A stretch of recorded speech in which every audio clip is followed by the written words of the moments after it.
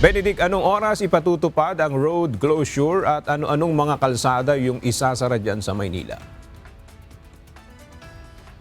Aga, ayon nga sa Manila City Public Information Office ay simula mamayang alas 9 ng gabi ipatutupad itong road closure para dito sa 17 kalsada sa lungsod.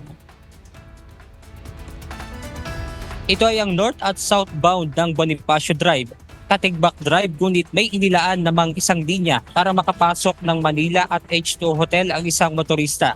Gayon din ang Independence Drive, Rojas Boulevard, ang east at westbound ng P. Burgos.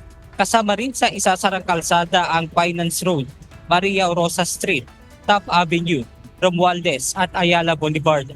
Sarado rin sa publiko ang Sipalangka Street, P. Casal, Legarda Street, Quezon Boulevard, Lerma Westbound, MacArthur Bridge at Jones Bridge. Samantala, ang ipatutupad naman na road closure sa iba pang kalsada ay depende sa magiging pag-usad ng andas. May inilabas namang alternate route ang Manila City LGU sa kanilang social media para sa mga maapektuhang motorista.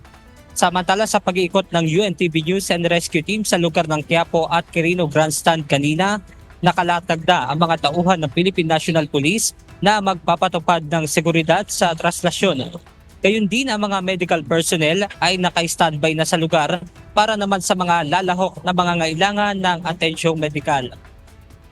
Aga kaugnay nga nitong traslasyon ay pagpapatupad din nga dito ng liquor at firecracker ban sa paligid ng Quirino at ng Quiapo area upang matiyak nga ang seguridad at kaligtasan ng mga lalahok sa traslasyon.